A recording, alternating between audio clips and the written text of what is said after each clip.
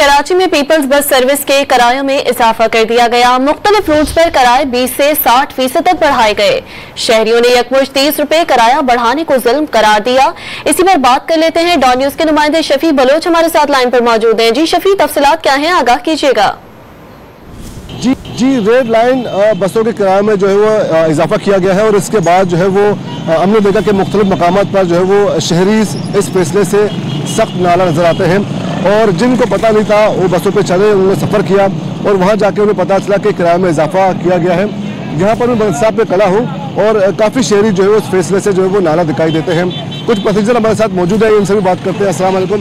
ये बताया कि बस के किराए में इजाफा किया गया है, तो इस फैसले कैसे पता है मुझे, आज तो बढ़ गया है ना। देखो कितना लेते हैं, निगुला चीज जाएंगे हम, मात लड़ लीजिए मेरी, क्या करें।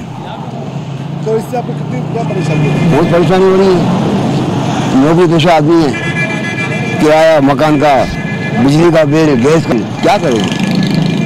तो शुक्रिया। आपने सुना काफ़ी लोग इस फैसले से किराए में इजाफे से नाले नजर आते हैं। ये बताएं कि बस किराए में इजाफा हुआ है, इस फैसले को किस तरह देखते हैं, कितना इस पे आम आदमी पे असर पड़ेगा?